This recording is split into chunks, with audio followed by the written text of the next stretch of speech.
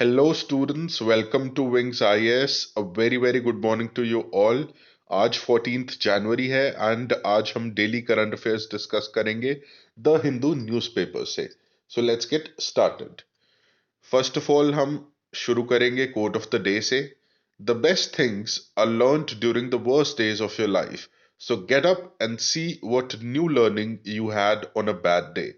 इसका मतलब कि जो आपकी बेस्ट थिंग्स है, जो आपकी सबसे अच्छी चीजें हैं, वो आप अपनी लाइफ के सबसे बुरे दौर में सीखते हैं. सो अगर आपकी लाइफ में बुरा दौर चल रहा है, सो उठिए एंड देखिए कि आज मैंने क्या सबसे अच्छी चीज सीखी अपने उस बुरे दिन से.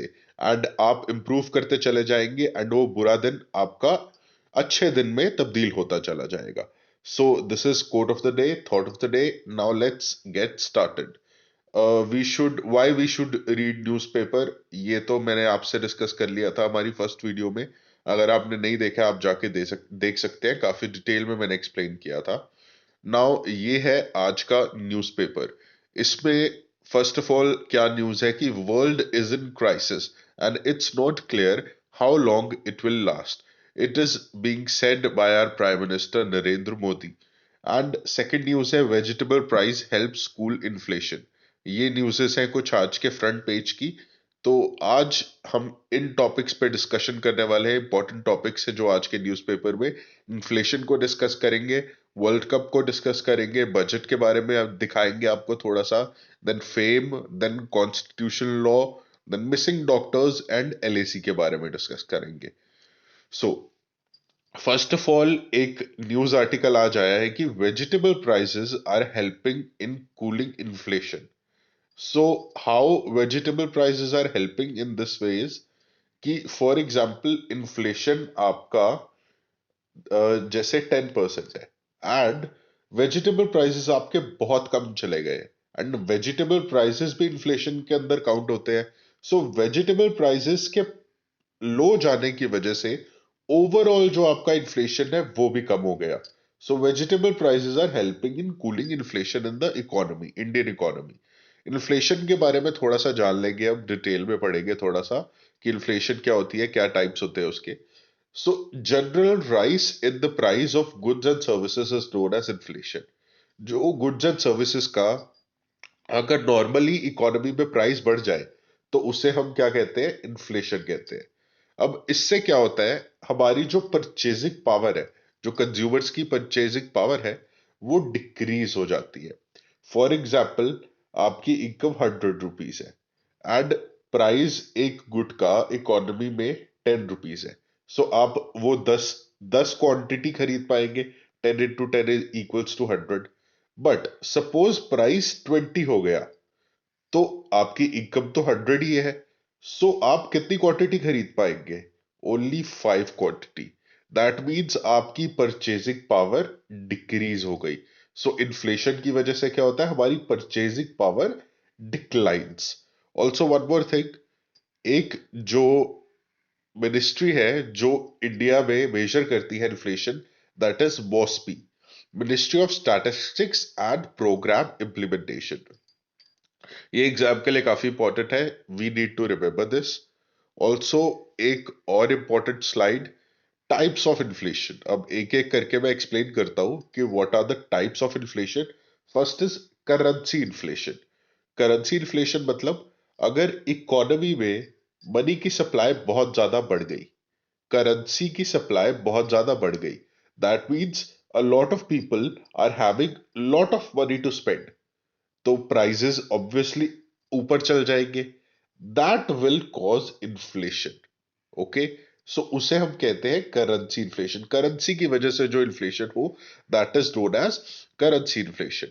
वन इज क्रेडिट इन्फ्लेशन, कि अगर क्रेडिट अवेलेबिलिटी बहुत ज्यादा बढ़ गई कंट्री में, देन भी लोगों के पास मनी सप्लाई बहुत ज्यादा बढ़ जाएगी. और मनी सप्लाई बढ़ती है तो क्या होता है, प्राइजेस भी इंक्रीज करते हैं, प्राइजेस भी इंक्रीज करेंगे. So that will also lead to inflation and that is known as credit inflation. That is inflation increasing due to high availability of credit. Also एक टाइप की इन्फ्लेशन है deficit induced inflation. अब deficit क्या होता है, deficit is incurred by the government.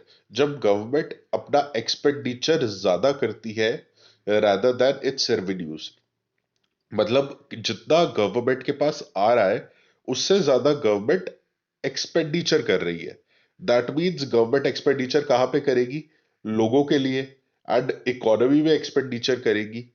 तो उससे जो प्राइस लेवल राइज होता है पूरी इकोनॉमी में, that is known as deficit induced inflation. मतलब डेफिसिट की वजह से जो इन्फ्लेशन हो। One is demand pull inflation. This is very important. For example, economy में कुछ बास्केट ऑफ गुड्स की बहुत ज्यादा डिमांड बढ़ गई, लोग उसको बहुत सारा डिमांड करने लगे। अब जाहिर सी बात है कि सप्लाई अगर उतनी ही है एंड डिमांड अगर इंक्रीज हो गई है, तो प्रोड्यूसर्स क्या करेंगे? प्रोड्यूसर्स उस गुड्स के प्राइसेस को बढ़ाना शुरू कर देंगे, ताकि जो अफोर्ड कर सकता है वो ही इस गुड को परचेस करे, जिसके पास ज्यादा पैसे हैं वो इसको परचेस करे। So that means general price level in the economy can rise. So इसकी वजह से जो इन्फ्लेशन होती है, that is known as demand pull inflation. Also one more thing is cost push inflation. अगर फॉर एग्जाम्पल एक basket of goods है, उसको प्रोड्यूस करने की कॉस्ट अगर बढ़ गई, फॉर एग्जाम्पल पेट्रोल महंगा हुआ, पेट्रोल महंगा होने की वजह से कॉस्ट बढ़ गई, ठीक है, cost increases.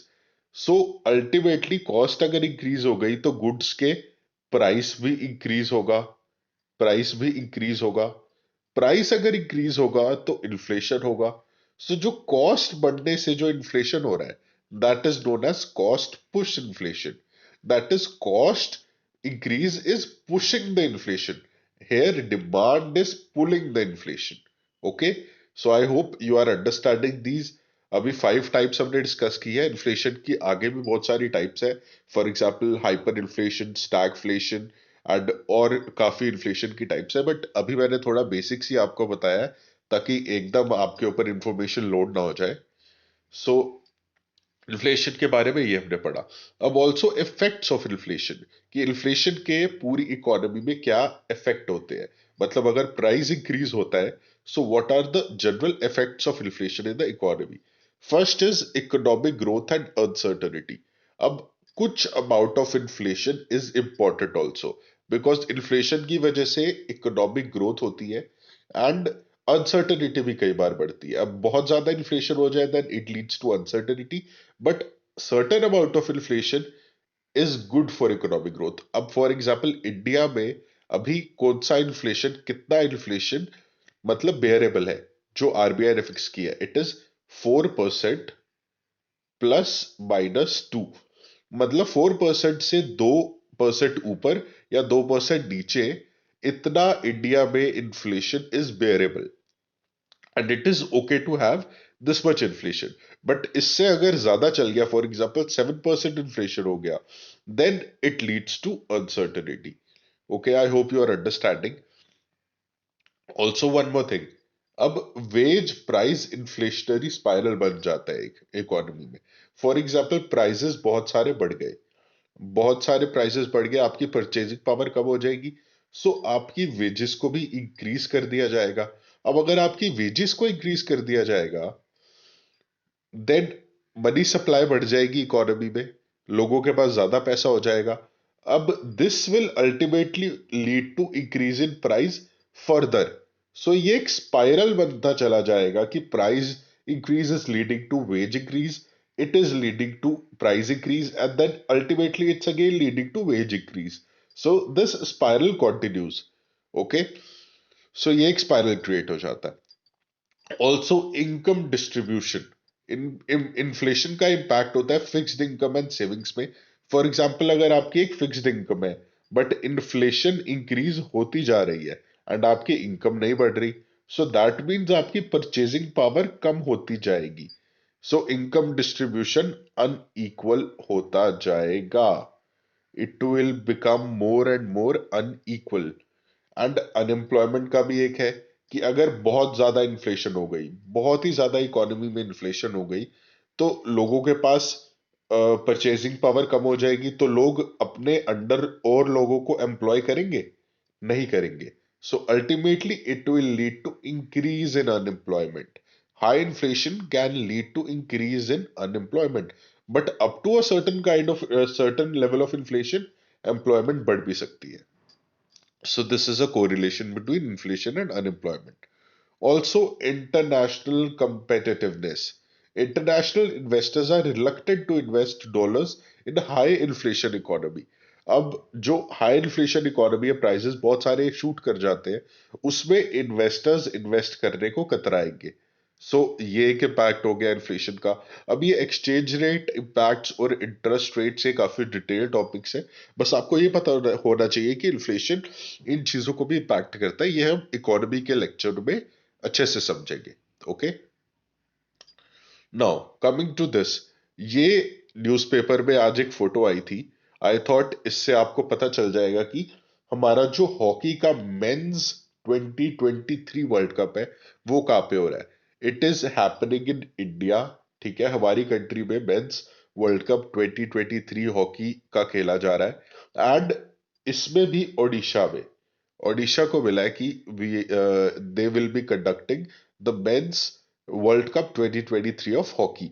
So as a fact हमें याद होना चाहिए. कई बार प्रीलिम्स में देखा गया कि ऐसा स्पोर्ट्स के रिलेटेड भी क्वेश्चन पूछ लेते हैं. ओके, बस इतना ही इसका हमने करना है, ज्यादा कुछ डिटेल में जाने की जरूरत नहीं है. एक बार हॉकी वर्ल्ड कप खत्म हो गया, देन कुछ पॉइंटर्स हम डिस्कस कर लेंगे, वो न्यूज़पेपर में आ जाएंगे. नाउ, एक ये आज ओपिनियन आया है आज के न्यूज़पेपर में बजट को लेकर. अब देखिए, जनवरी शुरू हो गया है. ठीक है, अब बजट के बारे में रोज कुछ नए नए आर्टिकल्स आएंगे. हमें उन आर्टिकल में से किसी को पढ़ने की जरूरत नहीं है. ठीक है, ये मैंने आपको यही बताने के लिए लगाया था कि हमें इन आर्टिकल्स को रोज रोज पढ़ने की जरूरत नहीं है. बजट एक दिन आएगा, उसी में हम बजट की समरी कवर करेंगे एंड बजट के बारे में सारी इंफॉर्मेशन कवर करके हम उसी दिन खत्म कर देंगे बजट को. रोज रोज अभी पढ़ोगे, देन लास्ट में भी पढ़ोगे, सो वो बहुत ओवरबर्डनिंग हो जाएगा अपने आप को. ठीक है, इसलिए बजट का अभी हम रहने देते हैं. बस थोड़ा थोड़ा हल्का हल्का आइडिया होना चाहिए, ऊपर ऊपर से पढ़ लीजिए, ग्लांस थ्रू कर लीजिए, बट ज्यादा डिटेल में इन आर्टिकल्स को पढ़ने की जरूरत नहीं है अभी.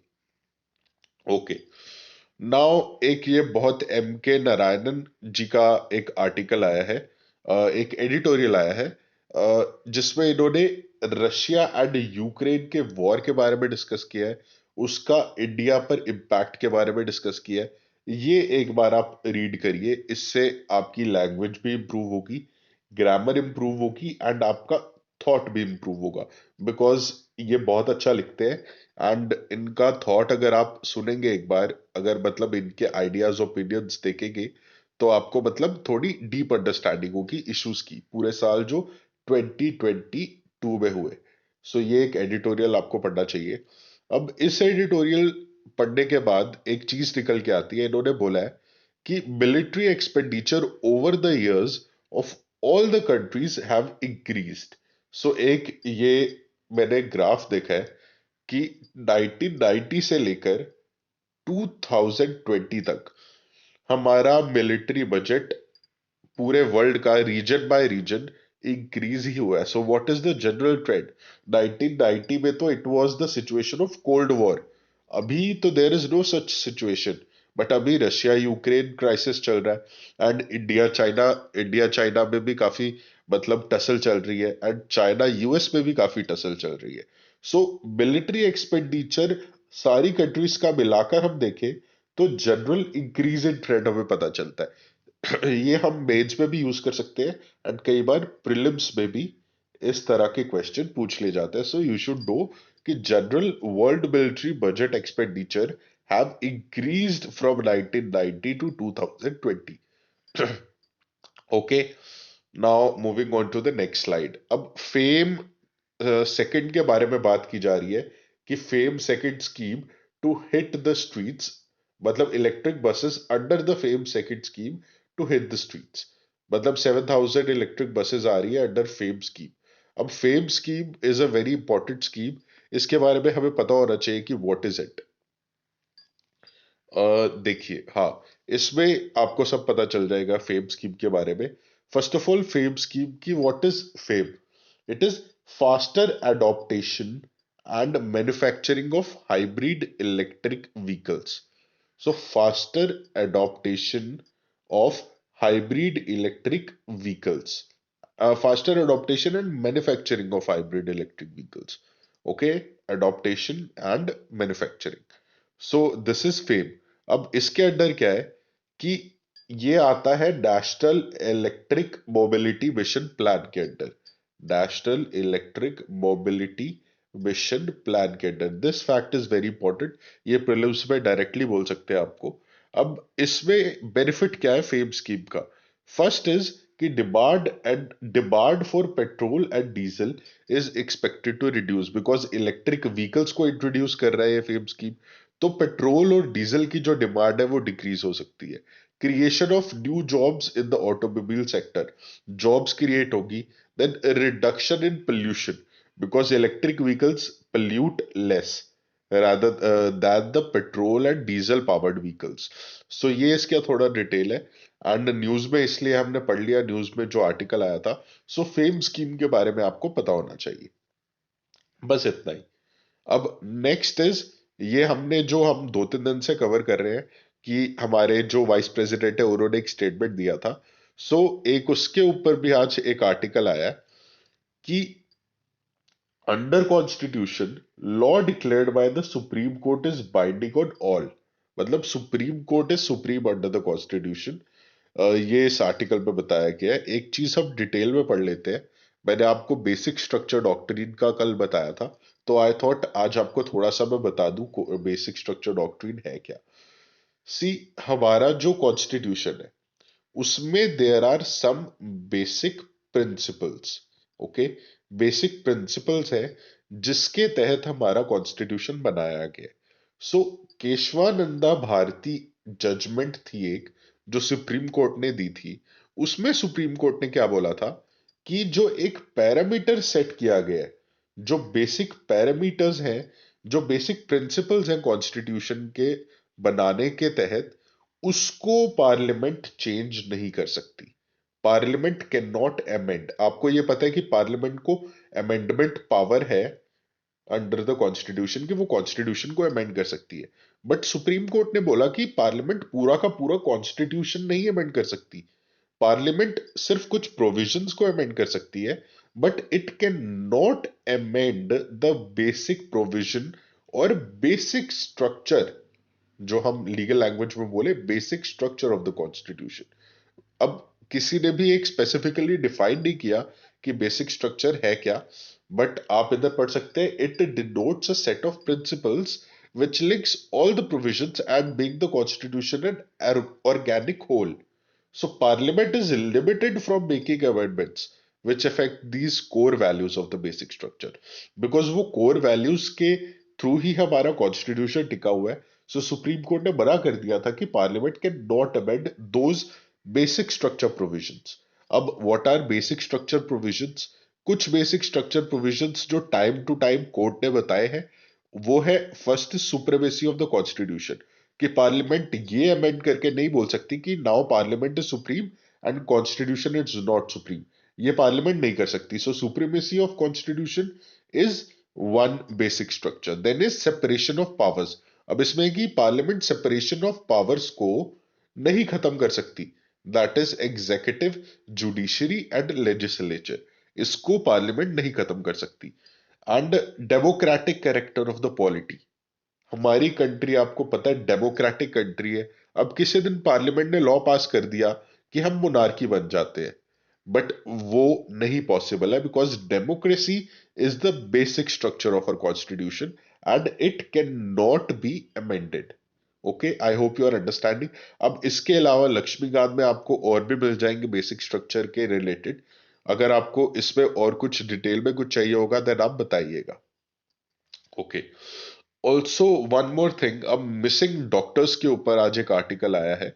This is also very important. ये आपके मेंस GS 2 में जो हेल्थ और सोशल सेक्टर का पार्ट है उसमें ये काफी हेल्प करेगा आपको. ये आप कोट कर सकते हैं कि जो रूरल, एक सेकेंड, हाँ, जो रूरल हेल्थ स्टैटिस्टिक्स रिपोर्ट है published by union health and family welfare ministry, उसने पॉइंट आउट किया कि there is a acute shortage of specialist doctors in India and there is nearly a shortfall of 80%। मतलब 80% vacancies हैं India में specialist doctors की। This is a very very huge problem. Okay, and this is specifically in community health care centres, जो सीएचसीज है। एक होता है हमारा प्राइमरी हेल्थ केयर सेंटर, एक होता है कम्युनिटी हेल्थ केयर सेंटर। अब what is a community health care centre? They are the 30 bed block level health facilities. मतलब ब्लॉक लेवल पे जो हेल्थ फैसिलिटीज हैं, those are known as community health care centres. उसमें there is a 80% vacancy of specialist doctors. मतलब specialist doctors हो गए जैसे surgeon हो गए, या गायनोकोलॉजिस्ट हो गए, पीडियाट्रिक्स पे हो गए, या जनरल मेडिसिन में हो गए। दोज आर स्पेशलिस्ट डॉक्टर्स जो किसी फील्ड में स्पेशलाइज्ड होते हैं। उनकी 80% तक कमी है कम्युनिटी हेल्थ केयर सेंटर्स में। It's a very grave situation. तो हमें इंडिया की सिचुएशन शो करने के लिए अपने GS2 के मेंस आंसर में we can include this, and ऐसे में भी इंक्लूड कर सकते हैं, एंड प्रीलिम्स में एज अ स्टेटमेंट अगर ये आ गया तो वी शुड नो कि there is 80% vacancy in community health care centres. Okay, also इसमें हमें कुछ पॉइंट्स पता होने चाहिए कि हाउ टू इम्प्रूव। मतलब ये तो हमें फर्स्ट ऑफ ऑल हमें इसके रीजंस पता होने चाहिए कि ये क्यों है। देन हमें पता होने चाहिए suggestions. See this is how you plan your mains answer. ठीक है, ऐसे टॉपिक्स आते रहेंगे, इनके आप अब बैठ के रीजन सोचिए कि why this is so, and नहीं समझ में आए देन गूगल पे सर्च कीजिए। देन सजेशन सोचिए कि स्पेशलिस्ट डॉक्टर्स कम है, तो वो इंक्रीज, मतलब उनकी जो तादाद है वो इंक्रीज कैसे हो सकती है। सो उसके रिलेटेड आप सजेशन सोचिए। Okay, so I hope you are understanding.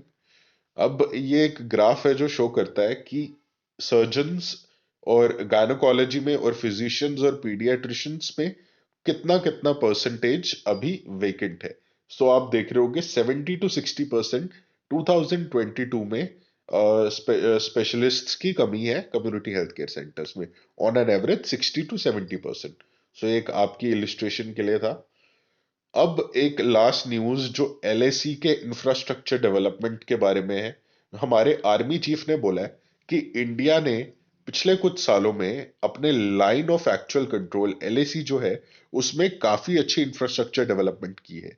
6000 kilometre border road हमने बना दी है, जो ऑल वेदर कनेक्टिविटी रोड्स हमने बनाई है लद्दाख के रीजन में। एंड जो आर्मी है उसने अपना इंफ्रास्ट्रक्चर जो है उसको एक्सपैंड किया है अराउंड LAC। अब LAC के बारे में थोड़ा जान लेते हैं। LAC, जिन बच्चों को नहीं पता, LAC इज बेटा line of actual control. It is a frontier between India and China. India and China का जो बॉर्डर है उसमें जो लाइन ऑफ एक्चुअल कंट्रोल है, जो बॉर्डर है, उसे हम बोलते हैं लाइन ऑफ एक्चुअल कंट्रोल। अब मुझे जरा सा कमेंट में बताइए कि LOC क्या है। What is LOC and LOC किसका बॉर्डर है? ये एक इंफॉर्मेशन आप मुझे कमेंट सेक्शन में बताइए। विल सी कितना अगर आपको इस बारे में आप जानते हैं। ओके, सो 1993 में एक बायलेटरल एग्रीमेंट हुआ था, जहां पे एक LAC का आइडिया फ्लोट किया गया था। But also we should know कि there is no clear settlement of land positions between India and China अभी तक। मतलब इसको फॉर्मली रिकॉग्नाइज नहीं किया है। इंडिया मानती है कुछ एक लाइन को as a LAC, but China उसको डिस्प्यूट करता है, एंड चाइना बोलता है कि this is not the LAC। China जो अपना अलग मैप बनाता है वो उसको LAC बताते हैं। सो एक बार हम मैप में देख लेते हैं कि LAC है क्या। सी, इंडिया और चाइना का बॉर्डर है ये, ठीक है। ये इंडिया और चाइना का बॉर्डर है। इसमें 3 सेक्टर्स है, western sector, central sector and eastern sector. Okay, इसको ध्यान से देखिए। Western sector is 1570 kilometres, central sector is 545 and eastern sector is 1325। So western sector is मतलब सबसे बड़ा। अब इसमें we should know, first of all McMahon line के बारे में आपको पता होना चाहिए कि अरुणाचल वाली साइड है ये। Also disputed areas we should know India and China के बीच में। एक तो ये अक्साई चिन वाला एरिया है इस साइड, ठीक है, हाईलाइटेड एरिया। एंड देन ये अरुणाचल वाला एरिया है। इंडिया मतलब इंडिया बोलता है कि this is our part, but China इसको क्लेम करता है। So it becomes a disputed area. So ये हमें पता होना चाहिए कि इंडिया एंड चाइना में डिस्प्यूट्स कौन से एरिया में चल रहे हैं। एंड ये ऑफ कोर्स नेपाल और इंडिया का बॉर्डर है। And then this is the central sector. So इतना हमें बस नॉलेज हो गया, थोड़ा ओवरव्यू हो गया। ये जो आपका इंटरनल सिक्योरिटी का जो सब्जेक्ट है उसमें काफी हेल्प कर सकता है। एंड आईआर में you should know these maps, because ये मैप्स आप डायरेक्टली ड्रॉ करेंगे अपने एग्जाम में। ओके, सो आई होप आपको कुछ समझ आया होगा। Now moving to question of the day. अब डिमांड पुल इन्फ्लेशन के बारे में क्वेश्चन है कि what is demand pull inflation. अभी ये मैंने आपको वर्बली समझाया था अभी कुछ देर पहले। सो अपनी मेमोरी से इसको आंसर करने की कोशिश कीजिए कि डिमांड पुल इन्फ्लेशन इज मतलब takes place due to decrease in demand of goods and services when demand remains constant for few months, और when both supply and demand of a product increase, और when increase in demand of service goods and services takes place. Comment section में आपको इसका सही answer बता दिया जाएगा। And आप बताइए कि इनमें से डिमांड पुल इन्फ्लेशन क्या मतलब takes place due to what. Okay, now thank you for watching this video. Keep supporting this initiative and keep sharing it with your friends also, ताकि जो जेएनके में एंड पूरे इंडिया में जो थोड़ा knowledge deficit है वो पूरा हो सके। So please support this initiative and अपने फ्रेंड्स को ज्यादा से ज्यादा हो सके तो शेयर कीजिए। Have a very nice day and कल मिलते हैं फिर से हम।